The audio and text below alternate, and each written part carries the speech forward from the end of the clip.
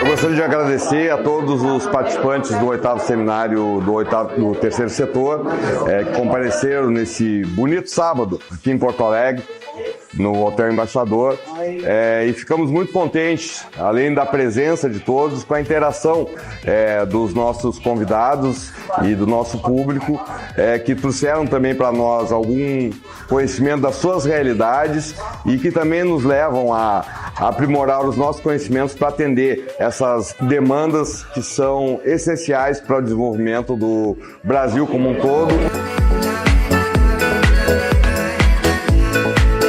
Então, do Dr. Luciano, eu quero agradecer o convite para participar desse magnífico evento que houve aqui no Hotel Embaixador, sobre explicações sobre as OCs, a formação, projetos, prestação de contas.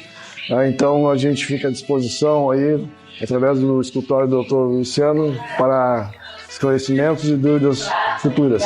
Um abraço e muito obrigado a todos.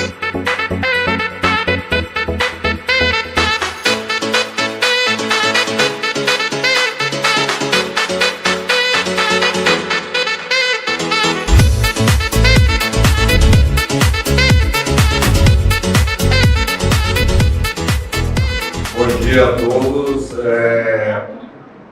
Nós vamos dar início ao 8º seminário sobre o terceiro setor. Agradeço a presença de todos. Desculpem o atraso no início dos trabalhos, mas mesmo a gente indo acordando às 6 horas hoje, ainda assim ocorreram alguns imprevistos no meio do caminho e a gente está começando um pouquinho atrasado, mas eu prometo para vocês que a gente vai retribuir essa paciência de vocês com um pouco do conhecimento que a gente adquiriu com as causas do terceiro setor. Eu gostaria de apresentar para vocês as pessoas que vão fazer hoje, passar esse pouco de conhecimento que a gente tem para vocês e agradecer de antemão a presença de todos nesse sábado bonito, né? Espero que a gente saia daqui melhor que a gente entrou. Eu gostaria de chamar a Manu e o Kleber aqui. Meu nome é Luciano Dias, sou advogado. Eu trabalho com a causa do terceiro setor no escritório que a gente tem em Porto Alegre aqui há mais ou menos 23, 24 anos, como advogado. Mas a causa do terceiro setor, ela, na minha família, é muito constante. A minha mãe, a dona Gladys, está ali atrás, ela é líder comunitária há quase 50 anos. Então, eu cresci dentro do auxílio às pessoas que são os beneficiários do nosso trabalho, do trabalho do terceiro setor. A Manu é a nossa parceira da 1905, que é a organizadora e a produtora desse 8º seminário.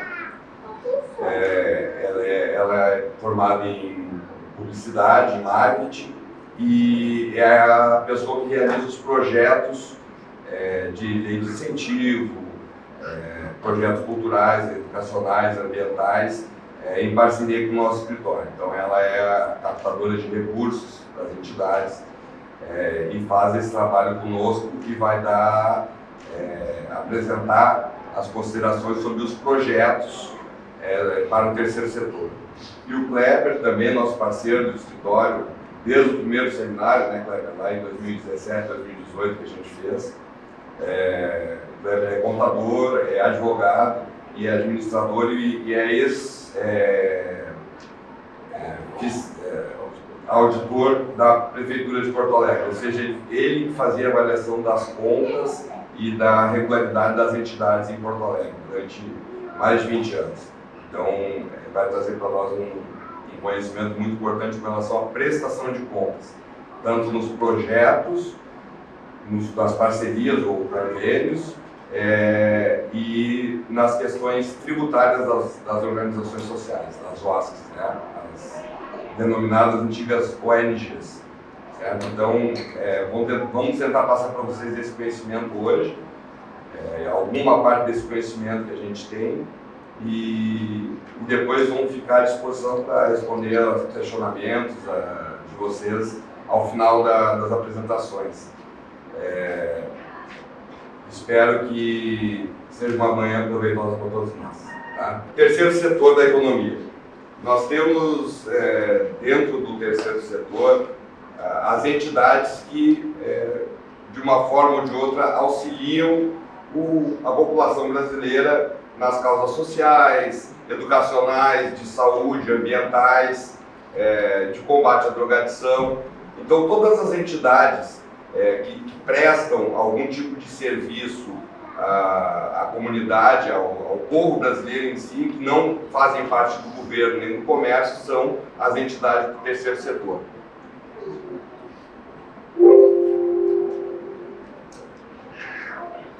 Bom, nós vamos começar com uma exposição breve sobre o que representa hoje o terceiro setor no Brasil. É um espaço importante da economia, é o terceiro setor da economia no Brasil. Ele gera serviços, empregos, ele gera impostos, dentre outros. Ele tem integração com políticas públicas e os sistemas públicos. Sistema de educação, sistema de assistência, sistema de saúde e todos os outros órgãos de governo. Não existe um órgão de governo hoje no Brasil que não tenha alguma parcela do terceiro setor trabalhando ou auxiliando em determinada questão governamental. E dentro dessas integrações, o terceiro setor realiza vários tipos de convênios, parcerias com o poder público. São os termos de fomento, colaboração e cooperação, a questão dos projetos, editais, que as entidades participam com uma lei de incentivo, questões referentes, estou aprendendo aqui, questões referentes à educação, né? A grande maioria das entidades de educação superior hoje, elas têm alguma causa, alguma questão relacionada ao terceiro setor. A PUC, por exemplo, é uma organização social que tem a parte da educação, da saúde e agora também da assistência social como pilares de auxílio ou de apoio às políticas de governo. Bom, e o tamanho, o que é o tamanho do terceiro setor hoje no Brasil? No Brasil, o terceiro setor corresponde hoje a 0,2% do PIB da nossa economia. A gente não tem, às vezes, noção do tamanho que é isso no Brasil. São mais de 6 milhões de pessoas que trabalham no terceiro setor, isso em dados que não dá para dizer que são exatamente corretos, mas que são representados pelaquela análise que os institutos de pesquisas fazem em relação às entidades, às OSCs, ou antigas ONGs, tem com convênios do Estado, com municípios ou com o governo federal. Então esse mapa que a gente tem, que é o mapa das OSCs, que é divulgado na internet, é um mapa que tem como referência a questão de convênios, principalmente. Mas a gente sabe que tem muitas OSCs no Brasil que não tem convênio, e eu vou dizer que a grande maioria das OSCs não tem convênio. A gente tem um projeto social na nossa comunidade lá, mas a gente não tem, por exemplo, a entidade constituída, não tem o estatuto ainda, não tem o CNPJ, não tem essa referência para entrar nessa pesquisa que é feita pelo Mapa das OSCs, por exemplo. É um dos institutos que faz essa relação de informação do governo com a sociedade civil. Então, se estima hoje que no Brasil existam aproximadamente, por esse mapa, 900 mil organizações do terceiro setor. Essas aí são as que têm os convênios, que têm as parcerias. Mas a gente sabe, e é fácil de observar, por exemplo, com relação a Porto Alegre. Em Porto Alegre nós temos cerca de 400 entidades que têm parcerias, ou com a FASC, né, que é a Fundação de Assistência Social, ou com o CNDK, ou com a Secretaria de Saúde. Então são cerca de 400, 450 entidades que têm convênios. Mas a gente sabe que dentro de Porto Alegre existem mais de 3.000 entidades funcionando hoje. São entidades que não têm convênio, que trabalham com voluntariado, que trabalham com apoio de pessoas físicas e jurídicas, né? Empresas. Então essas entidades não têm um convênio, não têm uma formalização, mas trabalham também no terceiro setor, ajudam também a comunidade, só que não entram nesse mapa de referência que a gente tem como base assim, em estatísticas. O que é o grande problema hoje das nossas organizações sociais, mesmo aquelas que têm convênio? O grande problema é justamente a comunicação que essas entidades fazem com a comunidade. O que a gente precisa para demonstrar o que a gente está fazendo? Como é que a gente leva essa informação do nosso projeto dentro da nossa comunidade para o resto das pessoas que poderiam, por exemplo, doar, auxiliar, se voluntariar para trabalhar dentro do nosso projeto, da nossa ideia. E essas são algumas questões que a gente vai tentar abordar hoje, que é a questão do marketing das entidades, que é a questão referente às demonstrações financeiras da entidade, porque antes da gente pedir, a gente tem que demonstrar que a gente realiza, que a gente faz e que a gente utiliza bem a verba pública ou privada que chega nas mãos da entidade. Então, antes de qualquer coisa, a gente precisa ter essa visibilidade. E isso é um grande problema no Brasil. Não é uma questão de Porto Alegre, do Rio Grande do Sul, da região sul, é uma questão nacional. As OSCs trabalham muito, elas são indispensáveis hoje para a manutenção dos sistemas públicos de saúde, de educação e de assistência social, são indispensáveis. Hoje em Porto Alegre, se a gente não tivesse o terceiro setor e nós utilizássemos apenas as escolas de educação infantil, as creches, que são municipais mesmo, a gente não atenderia 35% das crianças que estão matriculadas hoje em creche. Então, 65% hoje das creches de Porto Alegre, elas são lideradas, são instituídas pelas entidades do terceiro setor. Elas seguem as políticas de governo, mas elas são entidades do terceiro setor. Isso não é em Porto Alegre, é geral, no Brasil inteiro acontece esse percentual, né, de atendimentos, por exemplo, com relação à educação infantil. Políticas sociais também, que são tem grande visibilidade, até mais que a educação, porque às vezes a gente pensa assim, a escolinha ali que tem perto de casa é a prefeitura que paga. É a prefeitura que paga, mas ela é uma OSC e ela trabalha com muita dificuldade, muito mais dificuldade que até as creches que são realmente da prefeitura, mas ela trabalha e ela representa em Porto Alegre hoje cerca de 65% do número de vagas para as crianças de 0 a 5 anos de idade. Tá? E essa cultura, que é a cultura de demonstrar o que se faz, é uma cultura que a gente não tem.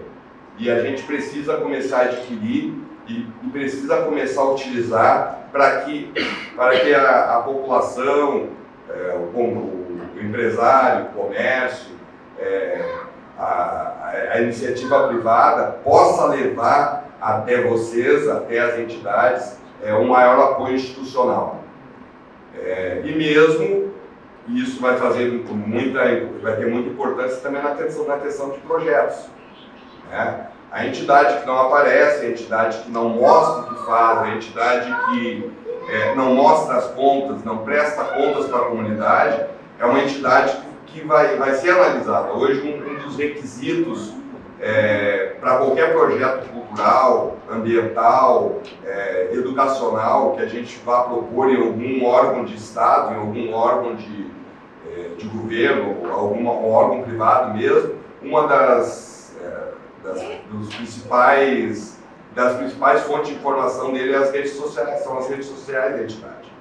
Então eles vão pesquisar lá. Eles pesquisam na nossa rede social da entidade, da nossa associação, do nosso instituto, e eles vão pesquisar o que aquela entidade está fazendo. Então a necessidade é muito premente de que a gente realmente faça essa divulgação e demonstração contábil, financeira, do que está sendo feito, quem está sendo atendido. Isso é uma das grandes diferenças que nós temos com relação, por exemplo, às entidades nos Estados Unidos. Nos Estados Unidos, enquanto aqui no Brasil a gente recebe como doação cerca de 13 bilhões de reais por ano nas entidades, nos Estados Unidos isso é 10 vezes mais. Porque lá é legal ser doador para uma entidade. É bacana a pessoa se apresentar como apoiador de um projeto. Aqui não, aqui por vários motivos, falta de política mesmo, isso não acontece. E essa é uma realidade que nós, que trabalhamos, que vivenciamos ou que pretendemos trabalhar com o terceiro setor, temos que aprender a lidar, né? Essa questão da publicização dos nossos atos. Para trás. Aqui é mais ou menos o que a gente tem de entidades por região, né? A região sudeste ali é que tem mais entidades, até pelo volume populacional. A região nordeste vem em segundo lugar, a região sul, que é a nossa, em terceiro lugar, e aqui há de se fazer uma referência, os maiores índices de entidades estão no Rio Grande do Sul e Santa Catarina, por número de per capita.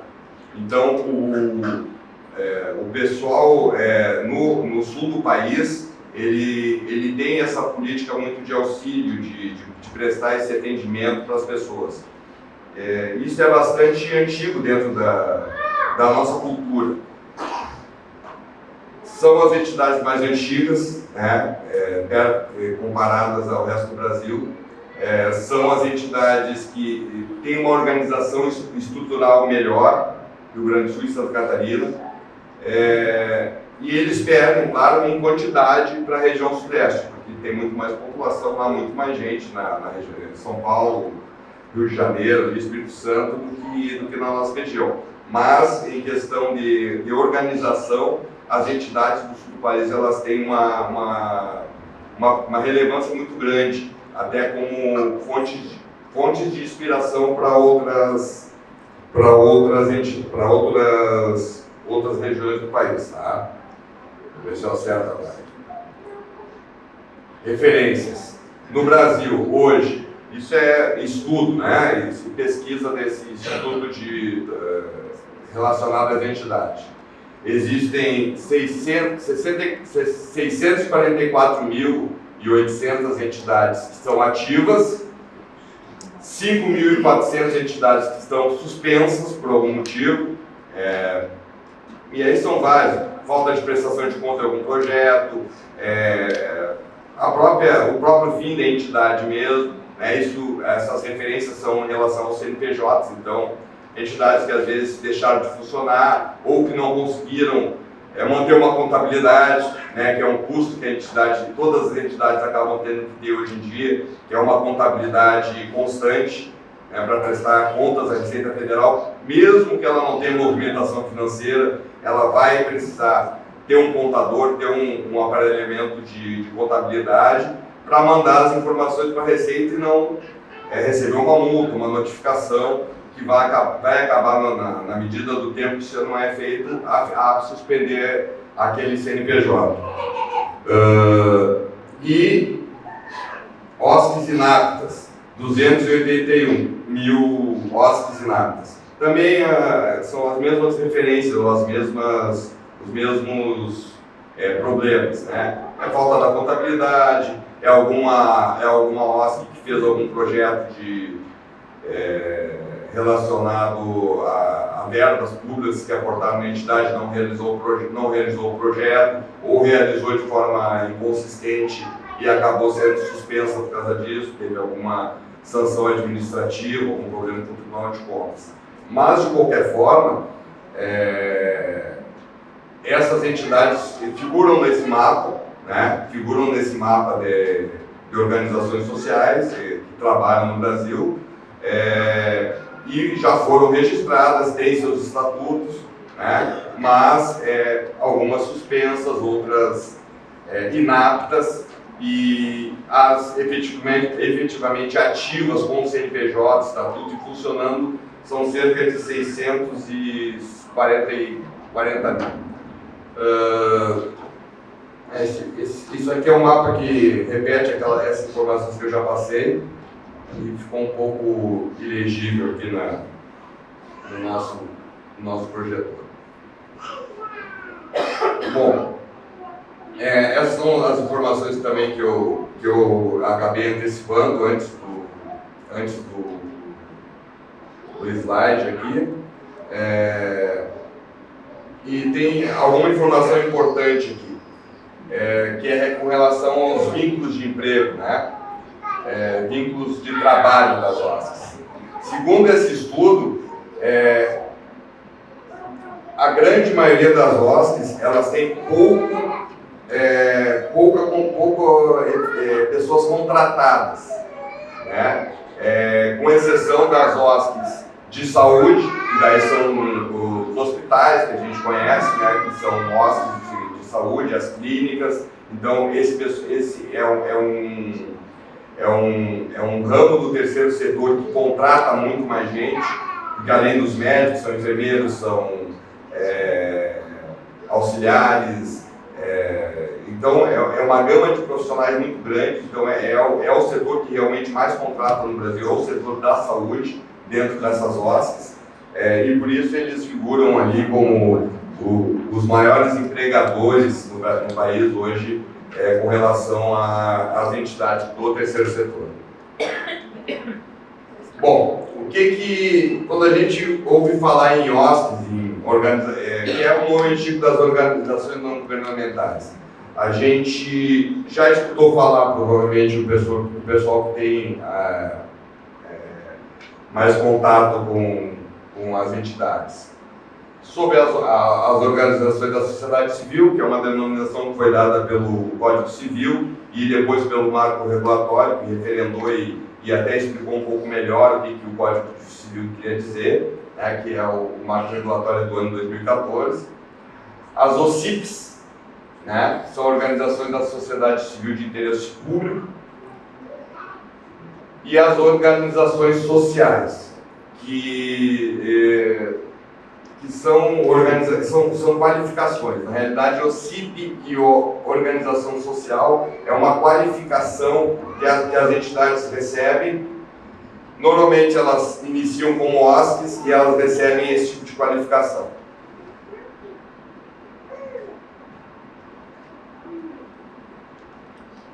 Bom, o que é preciso para se tornar uma OCIP?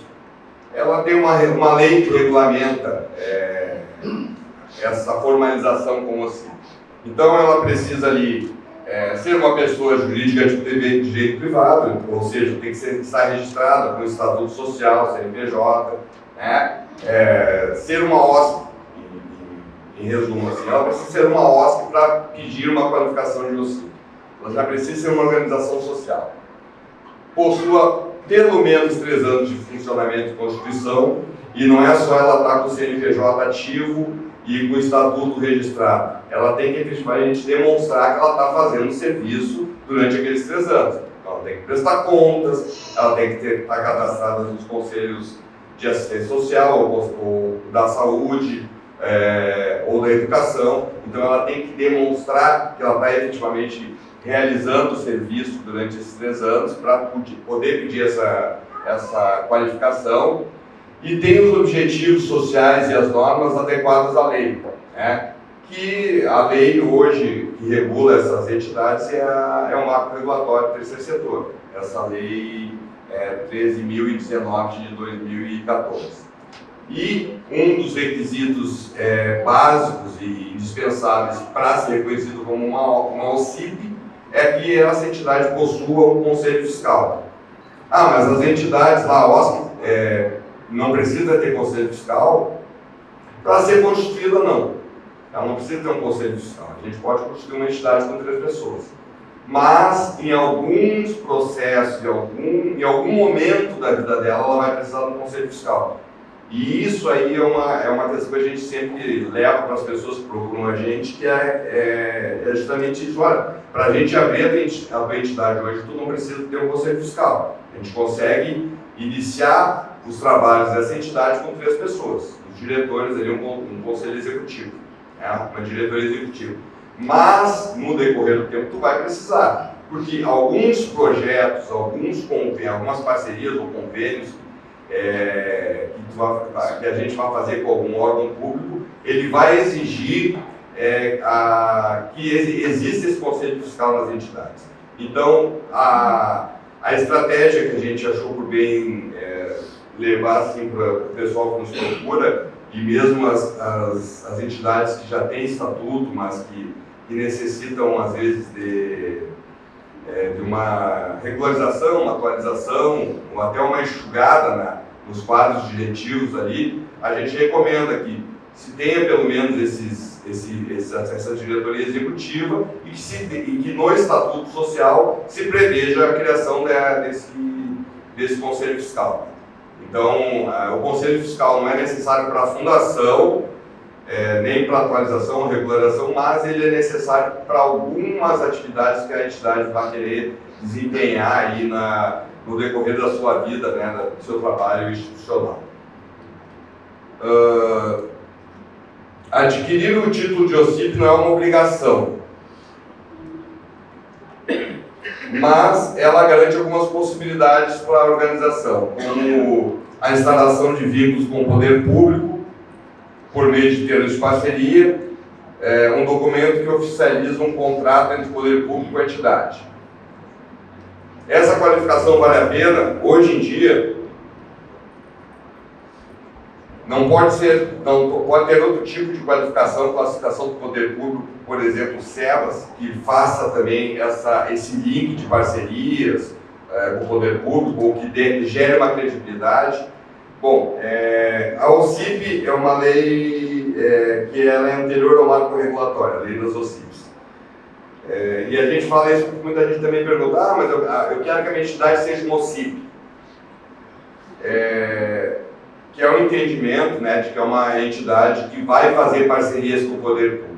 Mas a lei do marco regulatório, que é de 2014, ela inexige, né, ela tornou inexigível que os órgãos públicos façam só parcerias com a OCIP. Então, ela entregou para todas as organizações sociais, da sociedade civil, né, essa possibilidade de fazer parceria. Inclusive, é proibido na lei que se exija qualquer tipo de qualificação para que as entidades façam algum tipo de parceria, em termos de fomento, em termos de colaboração, que são as denominações que se dá hoje aos convênios, né, que a gente teria com a Prefeitura, com o Estado, com a União. As organizações sociais também são um tipo de qualificação, né, jurídicas. Elas também dependem da aprovação do poder público, como as OCIPs. A OCIP depende da aprovação do Ministério da Justiça para ela existir. E as organizações sociais também, elas dependem de uma autorização para elas poderem ser chamadas de organizações sociais.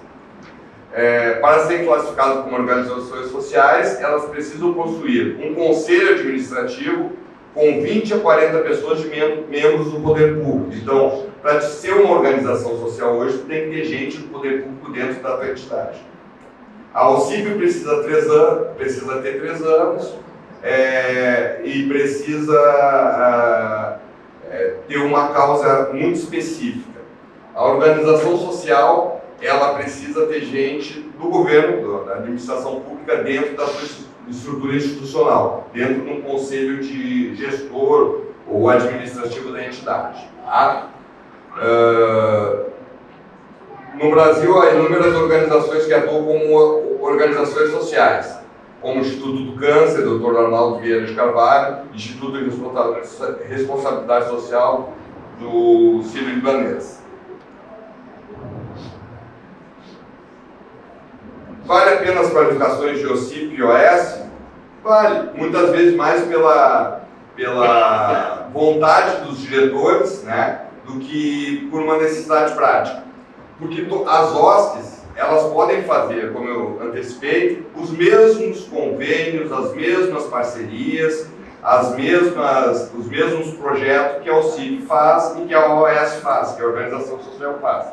Tá? Então, qual é a grande vantagem das OSCs que não têm essa qualificação hoje? Elas não têm obrigação de vinculação apenas a uma causa, como as organizações sociais, e normalmente a organização social ela é criada para uma determinada área e ela não pode fugir daquele norte que ela tem ali de atuação. Se ela foi criada para auxiliar numa causa da saúde, ela não vai poder sair da área da saúde, ela vai ter que trabalhar a vida inteira na saúde. Se é educação, ela não vai poder fazer um projeto social, por exemplo, na assistência social, ela vai ser sempre educação.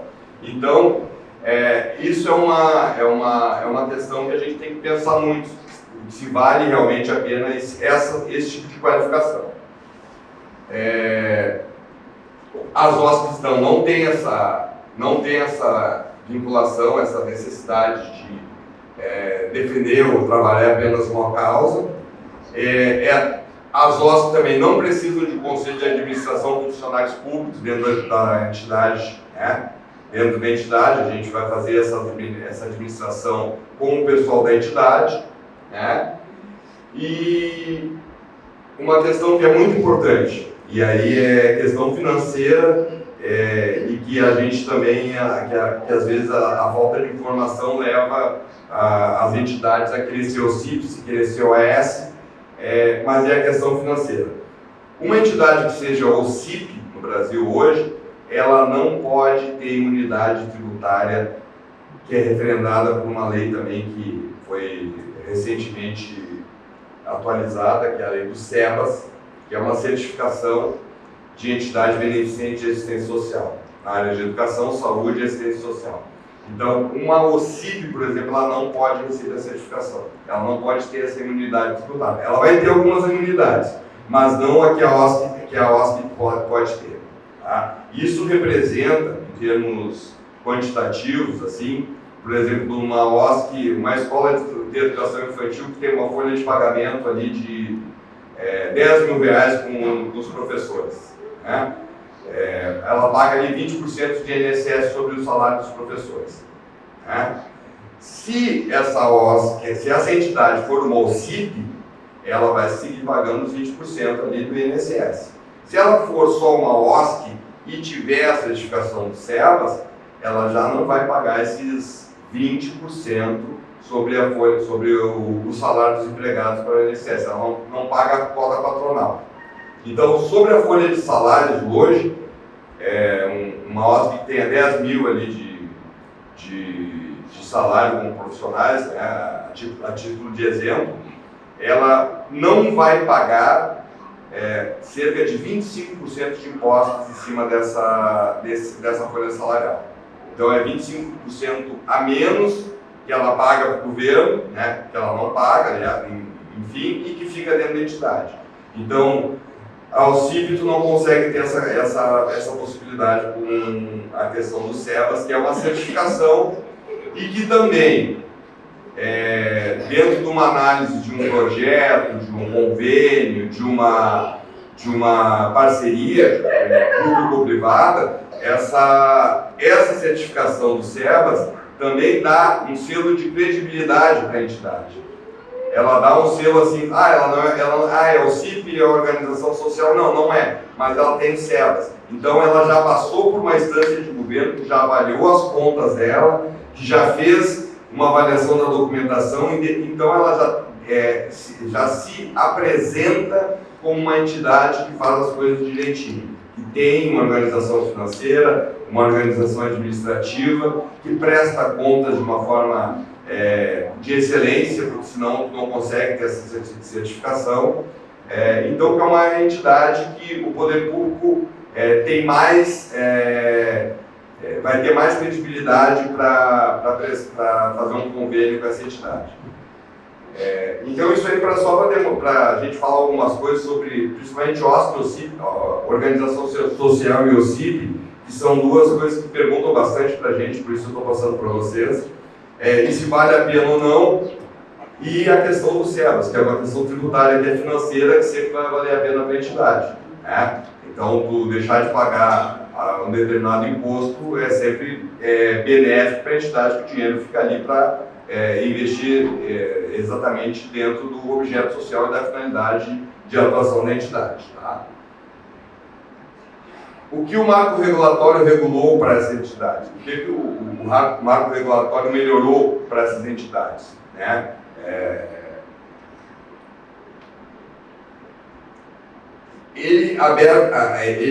Na realidade, ele jogou para dentro dessa legislação todas as entidades, independente de certificação ou qualificação. Nesse sentido, não há limitação de perfil. O novo regime jurídico é baseado na pessoa jurídica, direito privado, serviços lucrativos e no objeto, relevância pública e finalidade social. Serão essas sempre as organizações que ocuparão um dos lados dessa relação de parceria. O que quer dizer? A instituição que estiver constituída, estiver com um estatuto regular e dentro das diretrizes do marco regulatório, então houve algumas mudanças significativas com relação à documentação estatutária das entidades, e com uma contabilidade organizada e constante, elas vão ter a mesma referência das OCIPs ou das organizações sociais, e até mesmo não tendo SEBAS, das que têm certificação, que têm SEBAS, para fazer um convênio. Elas só vão ter que demonstrar algumas coisas que cada edital, cada convênio vai exigir, que é a comprovação técnica, de possibilidade de realizar aquele projeto, ou aquela parceria.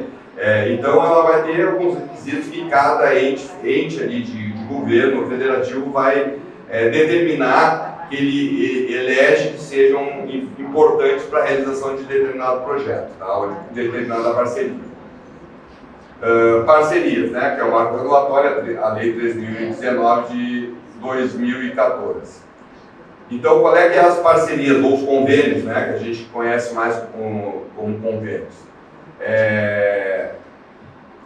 Principalmente termo de colaboração e termo de fomento, que são os instrumentos públicos da parceria entre a administração pública e a organização da sociedade civil. Sendo a principal diferença desses dois termos de quem propõe o plano de trabalho. Então, na colaboração, é a administração pública que propõe. Por exemplo, eu preciso de entidades que prestem serviço de acolhimento institucional de mulheres vítimas de violência. Então, a prefeitura vai abrir um edital, vai lançar um edital para cadastramento de entidades que façam atendimento de mulheres em situação de violência, de vítimas de violência.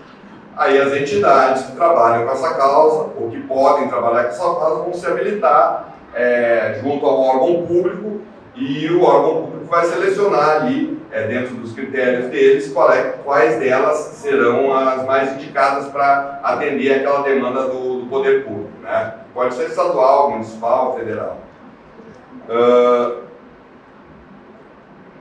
Já o termo de colaboração, o termo de fomento. O termo de fomento é o contrário, né? A entidade vai apresentar um projeto para o órgão público, oferecendo ou se dispondo a fazer um determinado serviço. Bom, nós temos ali numa determinada região em Porto Alegre uma comunidade onde as pessoas trabalham com reciclagem, né? Então, e naquele local eles não têm um local de reciclagem, uma empresa de reciclagem, uma organização que as pessoas que trabalham ali naquela comunidade possam se servir e que às vezes precisam se deslocar muito dentro da cidade para fazer a venda daqueles produtos, né, de reciclagem. Então, uma organização social que esteja instalada nesse local, por essas pessoas que dependem desse meio de subsistência, que não deixa de ser um meio de subsistência, essa organização social vai propor ao poder público, né, através do termo de fomento, que o poder público abra um processo, ou inicie um processo para fomentar essa atividade daquela comunidade. Ou seja, vamos pedir para o poder público, para a prefeitura, para o Estado, para a União Federal, para a gente montar uma cooperativa de catadores ali, ou de reciclagem naquele ponto. O poder público, recebendo esse pedido daquela entidade, ele vai estudar a viabilidade de ser instalado naquele local algum tipo de atividade nesse sentido, e ele vai abrir, então, um edital a partir desse pedido da comunidade. Então, a comunidade leva essa demanda para o poder público, e o poder público vai fazer essa análise, se é conveniente ou não, se é possível ou não, de realizar esse projeto. Bom, mas aí a minha entidade fez o pedido e vai ser aberto um edital? Sim, vai ser aberto um edital, porque outras entidades podem querer participar. Mas aí a gente tem que prever que, poxa, se a minha entidade que está aqui dentro, a minha entidade fez o projeto, né? A gente está aqui incluído dentro da comunidade, a gente fez o pedido para o poder público, mas outras entidades apareceram e também se qualificaram, se prontificaram a fazer. Há um entendimento de que aquela entidade que propôs, se ela tiver em níveis parecidos com as outras entidades que fazem parte desse chamamento público, que se apresentaram nesse chamamento público, que essa entidade proponente receba esse projeto se ela tiver capacidade técnica de executar. Então, é uma questão, tem que ter edital, tudo no público tem que ser em forma de concorrência, mas a entidade que propôs aquilo ali, que se apresentou, que demonstrou que tem uma certa capacidade técnica, o que ela pode evoluir para melhorar essa capacidade técnica e sediar essa proposta, esse projeto que ela apresentou, normalmente essas entidades acabam recebendo esse aporte do governo para realizar essa ação proposta por elas. Mas, mesmo assim, tem que ter o chamamento público, a não ser que não exista entidade nenhuma que se qualifique ou que se apresente nesse edital. Aí, necessariamente, aquela entidade ali que propôs o projeto vai ser a beneficiada pelo recurso ou pela possibilidade daquele serviço naquela região. Né? Bom, então,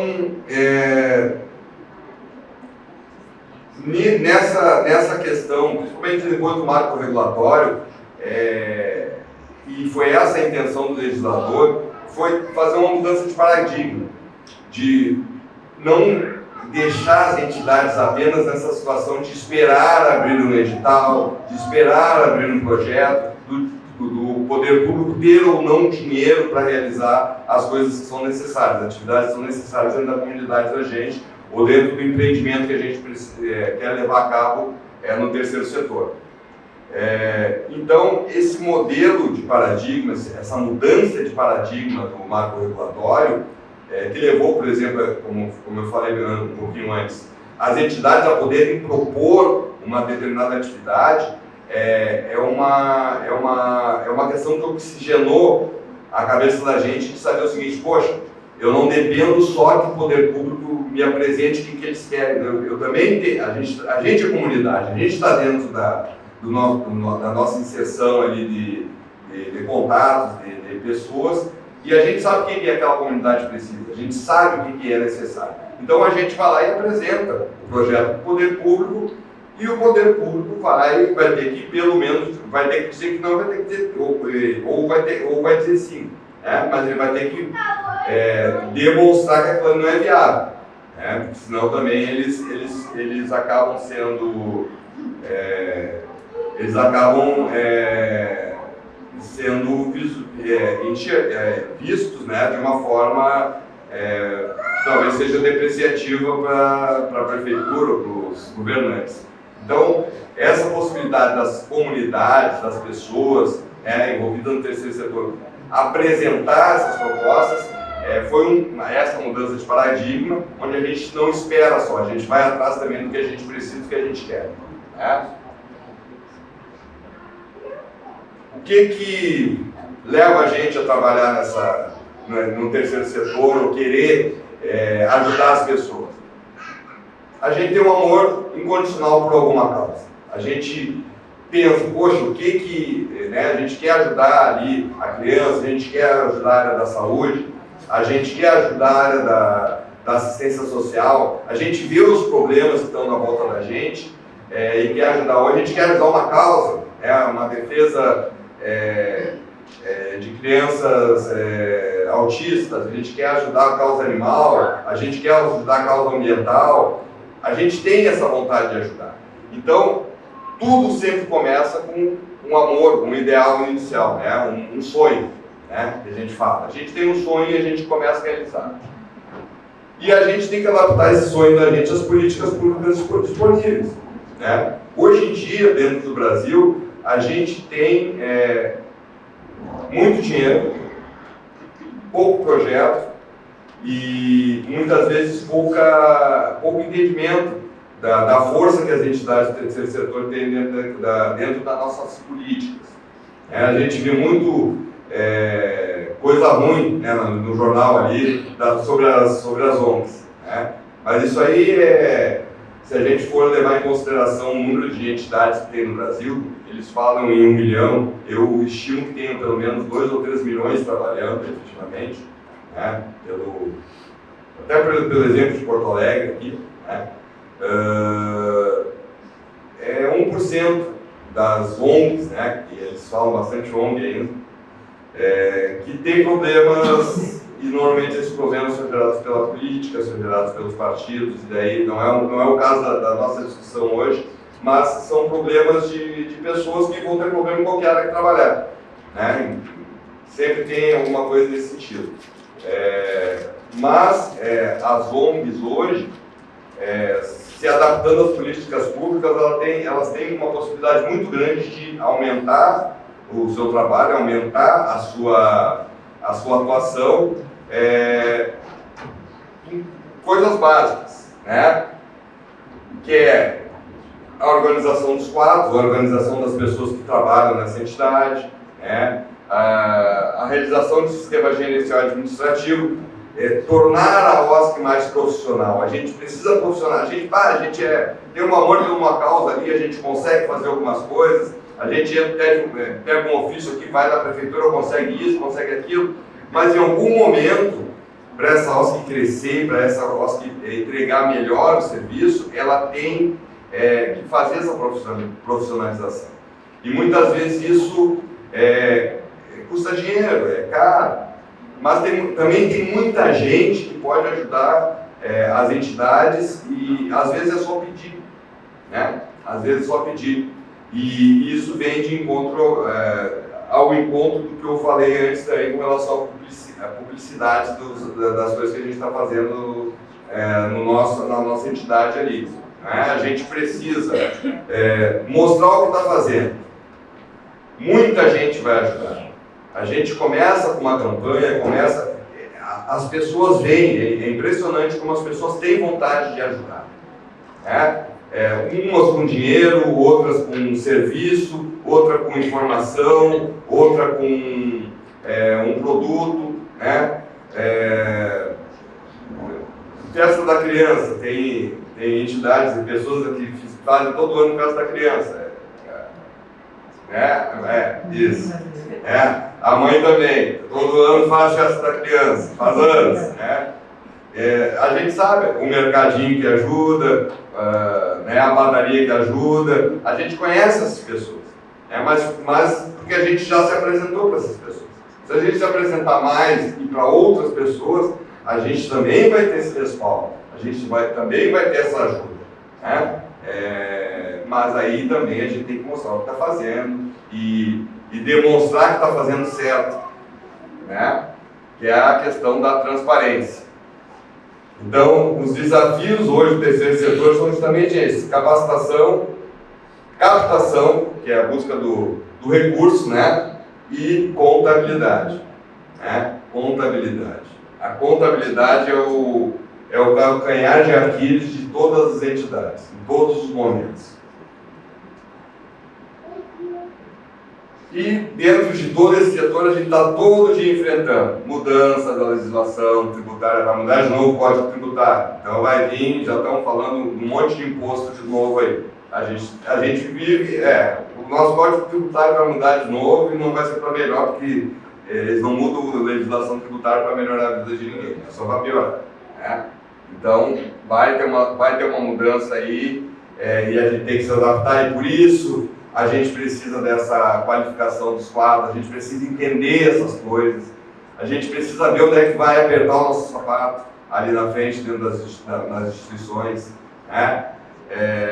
Então, a questão fiscal, a questão trabalhista para quem tem funcionário, a gente também é uma questão que dá muito problema para as entidades, quando ela não é bem analisada, né? Quem tem funcionário na entidade, tem secretário, tem quadros e técnicos específicos, então a gente também tem que analisar isso aí, tem que ter um planejamento quanto à questão trabalhista, a questão contábil, né?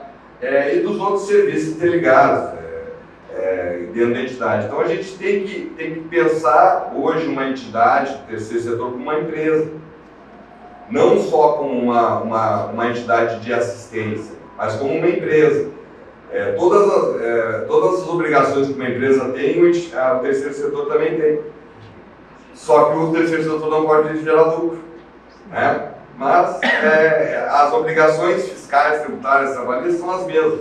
Se a gente não tiver uma adequação dessas nossas rotinas de trabalho, a gente vai acabar tendo o mesmo problema que as empresas no Brasil têm, né? Fiscal, trabalhista, tributário. Então, a gente hoje tem que pensar também o terceiro setor como uma empresa social, mais uma empresa, né? Bom, nós do terceiro setor, quem tem uma entidade, a gente tem um controle total, todo mundo está olhando para a gente, né? Todo mundo está olhando quanto é que a entidade ganhou hoje, os sites de transparência exigem que a gente demonstre o dinheiro que a gente recebeu, os convênios que a gente praticou, as questões tributárias que a gente tem, o que entrou de dinheiro, o que saiu de dinheiro, o que é doação, o que é convênio, o que é projeto. A gente tem que ter, a gente tem um controle social muito grande, mas isso não é ruim. Isso não é ruim. Isso demonstra que a nossa entidade está correta. Quanto mais controle tiver, e a gente está demonstrando, mais a gente vai ter capacidade de receber aportes, doações, pessoas que auxiliam, pessoas que ajudam, né? Então, hoje a transparência é uma questão fundamental para as entidades. A gente sabe, o nosso primeiro seminário foi em 2019, 2018, né? 17, 18, né, Cléber? E nesse período ali, depois teve a pandemia, a gente não conseguiu fazer, mas aí depois teve o terceiro, quarto, quinto, sexto, até o sétimo, esse é o oitavo, né, que a gente está fazendo. A gente conheceu, nos nossos seminários, tiveram mais de 400 entidades, de Porto Alegre, região metropolitana, interior do estado. E a gente conheceu aqui em Porto Alegre, eu acho que a gente deve ter visitado eu devo ter visitado umas 100 entidades. O Kleber, que trabalhava nessa área de fiscalização, deve ter visitado todas, né? Todas. Então a gente sabe da realidade das entidades, a gente conhece como é que elas funcionam, a gente sabe que as pessoas trabalham com muito coração, com muita fé, com muita vontade, né? Mas e não tem a profissionalização que é necessária hoje em dia para o terceiro setor trabalhar, como uma empresa, que é como a gente tem que encarar. A gente o pessoal que trabalha em entidade é um empresário social, mas é um empresário, né? Então, essas questões, assim, são muito visíveis, né, dentro das entidades. A gente sabe lá, tem a senhora lá que tem o Antônio ali na Glória, ali, o Antônio, a mãe dele era presidente da entidade, é uma escola de educação infantil, a mãe dele faleceu uns anos atrás, ele ficou presidente da entidade, faz mais de 40 anos que ele tem aquela entidade ali na Glória, né? E a gente sabe, ele tira dinheiro do bolso muitas vezes para botar, para aquilo funcionar. O dinheiro da prefeitura não é suficiente, não é suficiente, nunca é suficiente. Então a entidade tem que ter outras formas de trabalho, né? E principalmente essa questão da visualização da entidade, ela tem que se aparecer para ser lembrado, né? A gente só vai ser lembrado quando a gente aparece. Então isso é uma questão extremamente importante hoje em dia, e que a gente tenta sempre dizer, faz a rede social, faz ali. A Manu vai falar sobre isso depois, que é uma dos pontos fundamentais aí desse nosso engajamento e até de fazer a palestra, de chamar o pessoal para entender essas necessidades, né? Bom, esse aqui também são as questões de controle, né? Que é quem propõe um projeto lá, o convênio, vai te fiscalizar, o Ministério Público vai te fiscalizar, a comunidade vai te fiscalizar, o Tribunal de Contas vai te fiscalizar, né? Todo mundo pode fiscalizar a gente. E a gente tem que estar preparado para isso, né? A gente não pode ficar achando que não é nossa obrigação mostrar. Se a gente está trabalhando com dinheiro público, dinheiro de outras pessoas, né, a gente tem que mostrar mesmo o que está fazendo. E aí a gente diz, mas a gente às vezes trabalha, e a gente trabalha às vezes de graça. Está errado também. Isso está errado também. Isso é uma questão que já é autorizado há muito tempo, que os diretores das entidades, ali, o corpo administrativo, recebam salário, tenham salário, e isso aí ainda, infelizmente, dentro mais hoje das prefeituras, tá? Muitas prefeituras não autorizam, ou se a gente prevê no estatuto que os diretores têm que ser remunerados, as prefeituras às vezes incomodam com questão aos convênios, às parcerias. Mas isso está mudando também. Em alguns municípios a gente está conversando com vereadores, e eles já estão mudando, já estão tirando esse obstáculo para as entidades. Porque é injusto, a gente está trabalhando, né? O presidente lá da entidade, ele está trabalhando, ele está prestando um serviço que às vezes indispensável para aquela comunidade. Está dedicando o tempo dele, ele tem que receber. Não existe não pode existir mais essa ideia de que o diretor, porque a entidade é sem fins lucrativos, né? Ela é sem fins lucrativos. A gente não pode pegar o dinheiro que sobrou da entidade ali e dividir entre todo mundo. Isso não pode. Agora, as pessoas serem remuneradas pelo serviço que elas estão prestando, relevante serviço que elas estão prestando para aquela comunidade, para aquela causa, isso é indiscutível, tem que ser. Mas isso está mudando. Em nível estadual e federal, os governos não têm exigido isso mais dos editais, que tem essa proibição. Em nível municipal, algumas prefeituras, inclusive de Porto Alegre, ainda adotam essa visão retrógrada da lei. Inclusive, a lei autoriza, tem autorização expressa na lei de que da possibilidade de remuneração dos diretores inclusive os estatutários, não só diretores de projeto da entidade. Nós temos um projeto lá, tem um cara que é o diretor do projeto, não é o presidente. Esse aí sempre pôde ser remunerado, mas o presidente também, né, e ele também tem autorização de ser remunerado, o secretário, o administrador, né, essas pessoas têm que ser remuneradas, né, é uma obrigação moral da sociedade com essas pessoas. Tá? Quem não pode ser remunerado dentro da OAS? O Conselho Fiscal não pode ser remunerado. Esse não pode ser remunerado, tá? Porque ele está fiscalizando as contas e aí isso tem que ser voluntário mesmo. O Conselho Fiscal não pode ser remunerado. Conselhos consultivos, e aí vem a ideia também de apoio, né? Muitas entidades estão criando conselhos consultivos. O que é o conselho consultivo? Dentro do estatuto prevê ali o conselho consultivo. Quem é o conselho consultivo? Poxa, tem a causa lá vamos ver aqui, de apoio a políticas de antidrogadição, né? Tem uma causa lá de antidrogadição, né?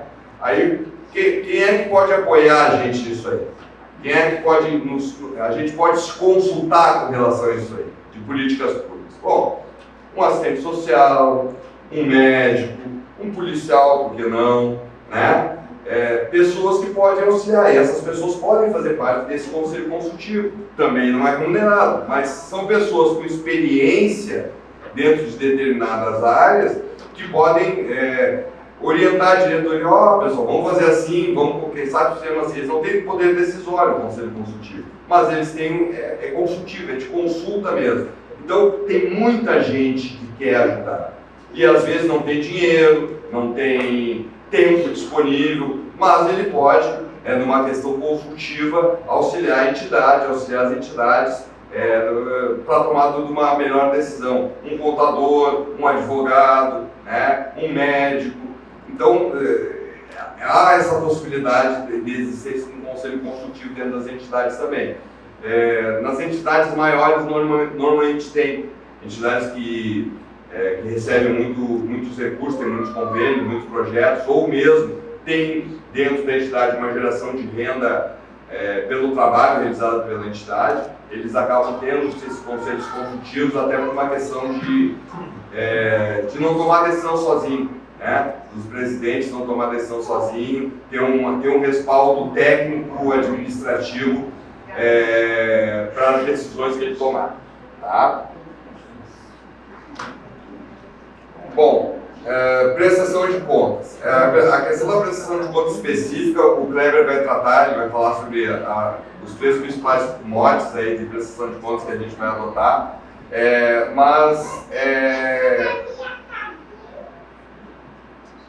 elas são sempre ligadas às políticas públicas, né? Então a gente faz o projeto, tem que prestar conta, a gente entra um dinheiro na entidade, tem que prestar conta, a gente tem ali faz uma vaquinha solidária, tem que prestar contas. Então elas são sempre voltadas para a causa da entidade. Então elas são sempre ligadas a políticas públicas. E para isso a gente tem que ter equipes preparadas para isso. A gente tem que ter um acompanhamento constante. Então não adianta, e isso é uma ideia interessante, não adianta a gente fazer prestação de contas só na Assembleia Geral, que é feita uma vez por ano, né, de prestação de contas. A prestação de contas tem que ser constante, até para transparência. Não custa nada. Qual é o problema da entidade de fazer ali uma vez por mês um balanço ali do que entrou, do que saiu, o que foi gasto, para que foi feito, e botar ali na internet, ou botar no seu site, ou botar à disposição das pessoas. Isso aí tem que ser uma rotina que a gente precisa adotar dentro das entidades da gente. Certo? É uma questão de credibilidade do serviço, demonstração do dinheiro que está sendo empregado e incentivo às pessoas que estão doando, porque as pessoas que estão ajudando a entidade com dinheiro, com valores, com serviço, com projetos, as pessoas querem ver onde é que o projeto está sendo, onde é que aquele dinheiro, aquele serviço, aquela ajuda está sendo empregada efetivamente. Isso vai trazer um outro ponto importante, que é a questão das pessoas, dos doadores recorrentes, ou dos auxiliares recorrentes das entidades, né?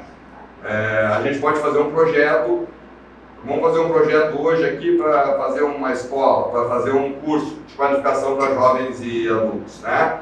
O projeto tem início, meio e fim, ele termina.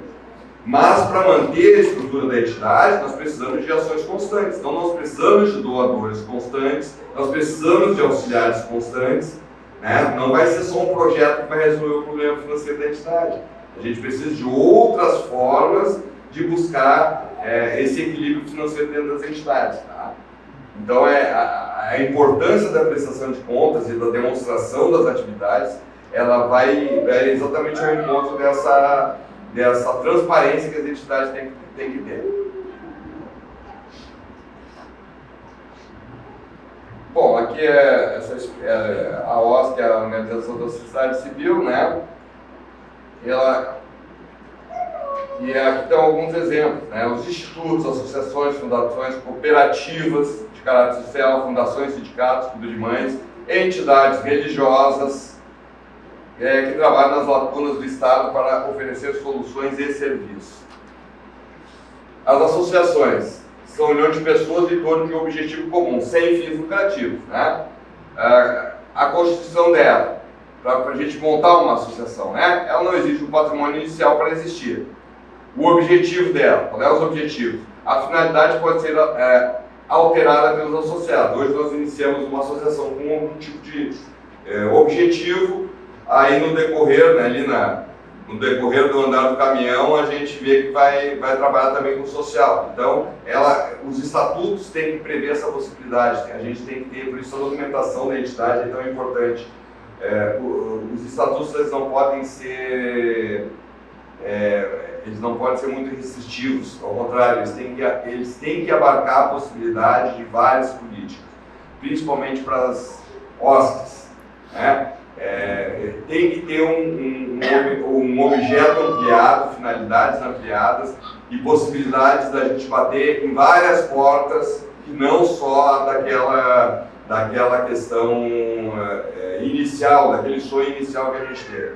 Então, o Estatuto ele tem que ter essa possibilidade e corresponder também ao CNPJ, porque tudo que tem no Estatuto tem que estar previsto no CNPJ, tem que virar atividade. Então, às vezes a gente vê uma entidade que tem realmente no Estatuto objetivos excelentes, finalidades excelentes, mas aí chega no CNPJ lá, Associação Sem Fins Lucrativos, e não tem mais nada de atividade. Esse CNPJ não vai servir para quase nada, a entidade vai se atrapalhar na hora de fazer algum pedido, porque o CNPJ corresponde às finalidades e objetivos sociais.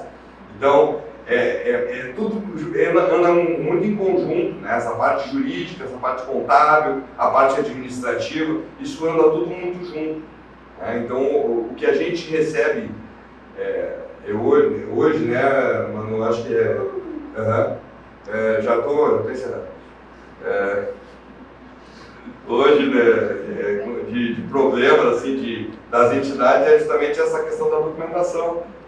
O Estatuto não bate com o CNPJ e isso aí acaba o cara não conseguindo passar um projeto, às vezes, que é muito bom, né, por causa dessas questões. Por quê? Bom, apresentamos um projeto,